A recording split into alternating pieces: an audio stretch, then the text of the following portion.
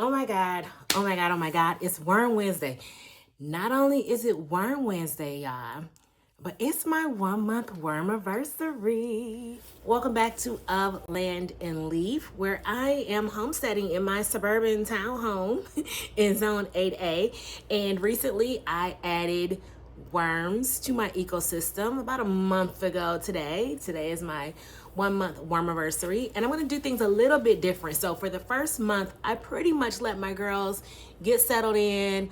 I've just kind of been observing. I want to get to know them. I'm reading, I'm watching YouTube, I'm figuring out what I like and what I don't like, because I live by the philosophy of take what you want and throw the rest away. Today I'm going to do things a little bit different. I've got tarp laid out on my floor because my worms are in indoor bins and I need to get a little bit messy today. I want to add more brown to the bedding, and I have a special treat for the bins. So come on, let me show you what I'm doing today. Okay, so I'm starting off, as always, with my smaller breeder bin. Remember, I started 2 bins at one time, the 5-gallon bucket system, and then this little tiny tote that I got from Home Depot. And the tote is more to act as a breeder bin. I'm not really trying to harvest castings from this, but this is the bin that got a little bit moist. I noticed some mites in it, and I've been trying to work to keep the mites down. What that looks like is me kind of keeping the top off a bit more, letting more air come through here, trying to keep it drier than I originally had intended to do, because I had it wet to encourage them to breed, but I don't want mites in the house, and I have indoor bins. So let me show you what I'm working on today. Okay, hopefully you can see this, a little bit of a shadow in here, but this is the smaller bin. Mite activity is still low, but I still see mites. I have tarp down because I'm going to really get in here today. I'm actually going to dump this out and check on the cardboard that's underneath here. I'm adding a bunch of bedding and a little bit of green. The last time I fed in here, it was just cricket food right in the middle. And the worms are there. They like the cricket food because I see them in this area. But I also still see a couple little mites. What I'm pleased with is what's happening underneath. Like, this is really changing. The consistency of this is changing. But I do want to get even more shredded browns in here, and I want to kind of mix it in. So what I'm going to do is, believe it or not, take this out and then add some more brown. I'm going to add some green as well, but I'm actually going to mix it in and get them squared away. So here we go.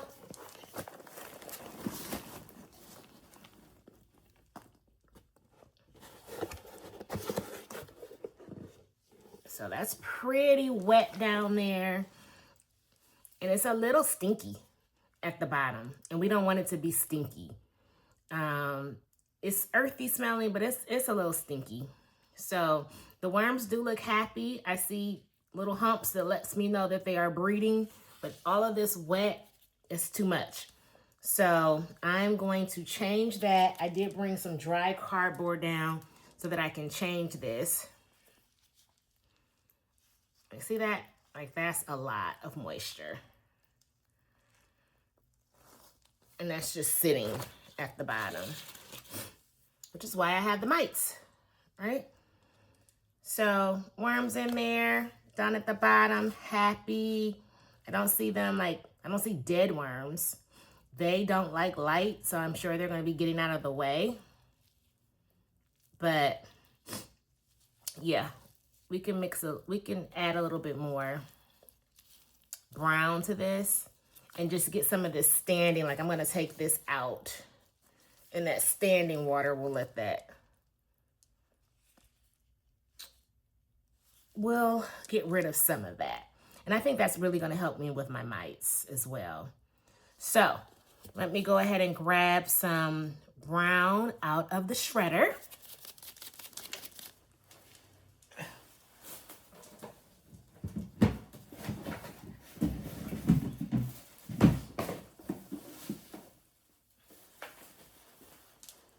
bunch of brown. And we're gonna just add that in.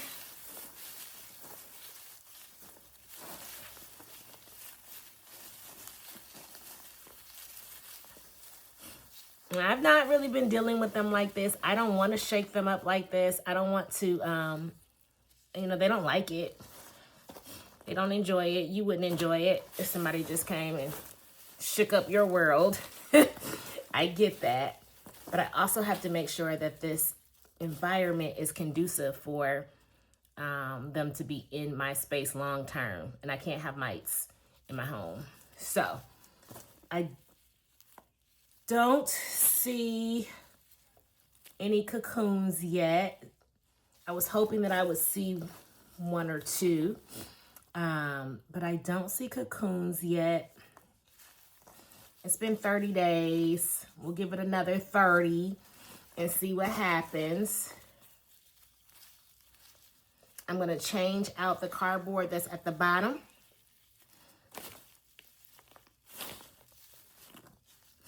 Keep that on the tarp.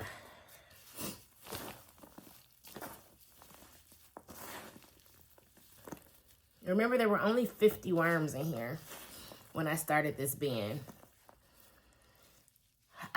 I low-key want to count them, but I'm not about to do that.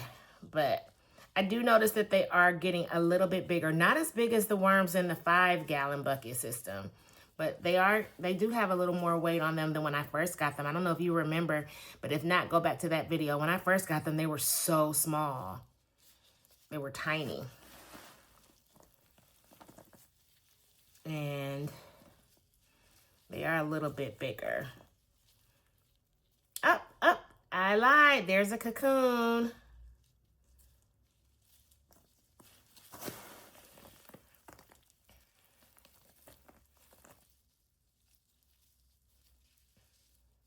And there's another one. Okay, we do have some cocoons. I'm extremely happy because that's the whole point of this bin, is to give me some cocoons.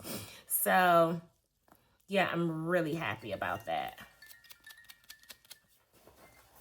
Okay, so if I have anything in this house, it's boxes. So I just tore up a cardboard box, and it's nothing fancy. I'm just putting a little bit of cardboard at the bottom of this to catch extra moisture and give them something to lay on. I did not put holes at the bottom of this. The holes are at the top of the lid and on the side. So there is nowhere for the moisture to kind of like escape. It needs to be soaked into the bedding, or when I sit it outside, it can evaporate a little bit, but these are indoor. So, yeah, I just needed to check this and make sure that it wasn't super, super wet. So let's go ahead and put one more little piece down there. All right, so now the bottom is lined again. I'm gonna put a little bit more bedding at the bottom. Just a little. And then I'm gonna put all of this back in here and get them some food.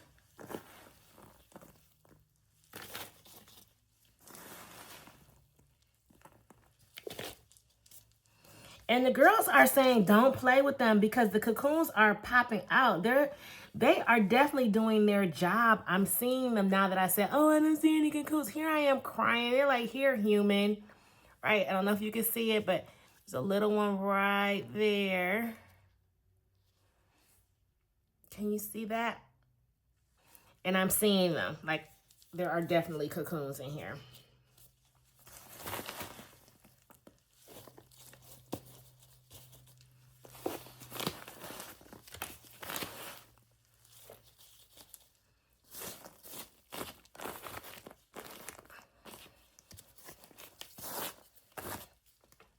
Make sure I get them all up, because this is actually my garden tarp.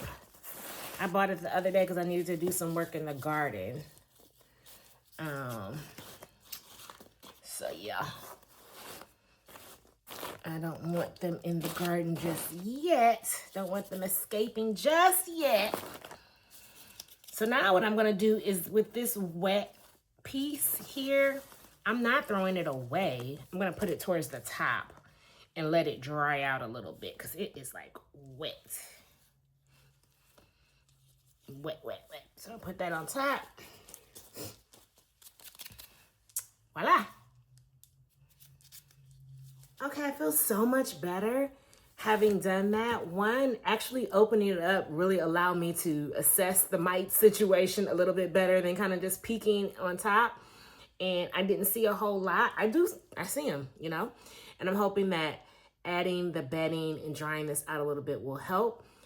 I'm going to sit them outside for a little while, but we're expecting rain, so I can't sit them outside for too long. And before I do that, I want to give them a little bit of food as a little, like, I'm sorry gift since I went in there and totally shook up their world. So let's go ahead and feed them and cover them up and put them outside and move on to the next bin. I was cleaning out the freezer and I found some old greens that I had just, what do you call it when you kind of just boil it and freeze it? No seasoning or anything on it.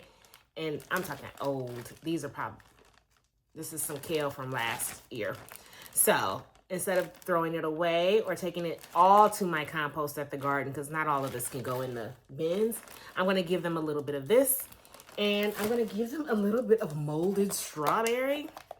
I did confirm that a little bit of mold will not hurt them as long as it's like white mold and as long as it is just a little bit. So I'm going to give them that as well, add some more bedding, and close her up.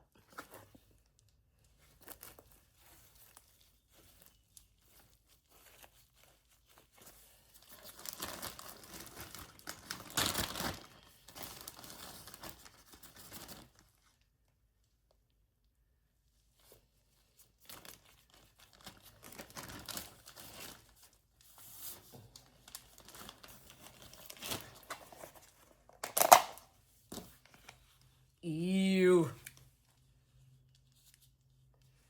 I'm not giving them the like super fuzzy ones, just the ones that are like a little bit of rot with a little bit of fuzz. And I'm actually gonna open them up, give them some surface area to enjoy.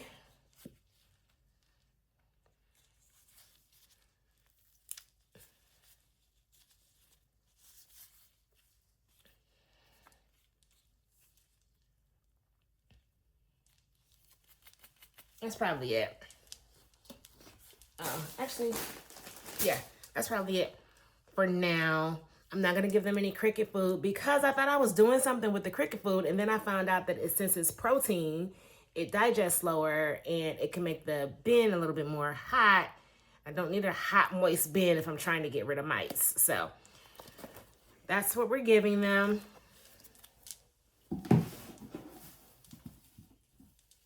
Covering that area with more bedding, soothing it over.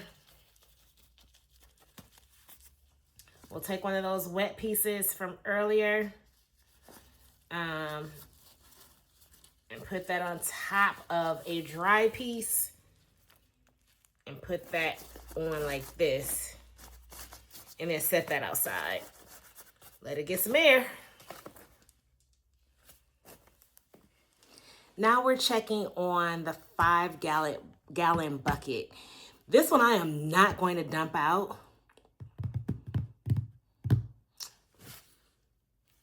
No, I'm not going to dump her out. This one I'm just going to kind of go in, work some bedding into it.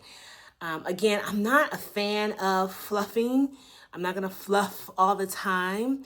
But because I'm trying to establish these beds and I want to better understand what works and what doesn't work, I do have to get down in there and look. It's just like observation for me. So we're going to get in here, check things out. The plan is to give them some watermelon today and a whole bunch more bedding. But we'll just have to see. If it's too wet, then I can't give them watermelon, of course.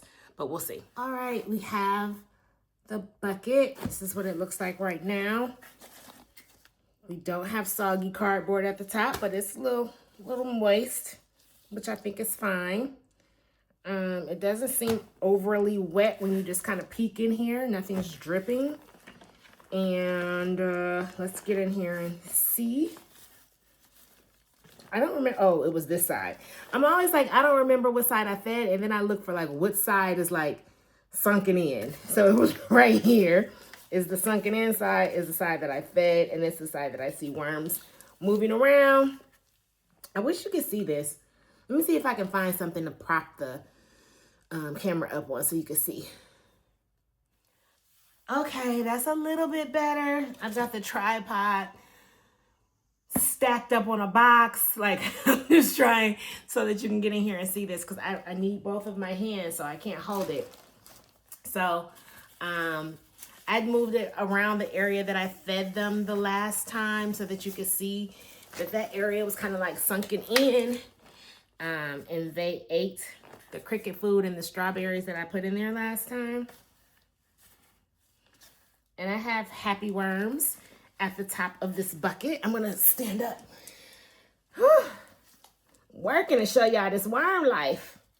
The only thing I see is like a little piece of lettuce out of what I fed them last time. They ate good and they're all over there. They're over there, nice and happy. I've got castings in here as well as cocoons. So, yeah. Here are the girls, nice and happy.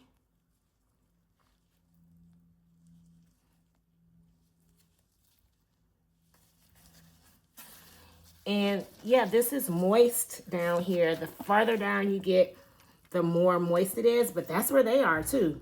They're all down at the bottom, enjoying where the moisture is. And it does smell like earth. So I think that that's a good thing. I think I'm doing something right here. I see so many cocoons in this bin. This is not what I meant. I thought that they were going to more populate in the other bin. I think they like it over here. I mean, there's also more. I put 250 in this one and 50 in the other one. So, there's the numbers. But look at these fat. I know they're not bellies, but yeah, then they're going to throw off a cocoon. So I'm going to get more and more cocoons in here. So yes, I'm going to add some bedding, get that down in there, but I'm not super concerned with this one being too wet.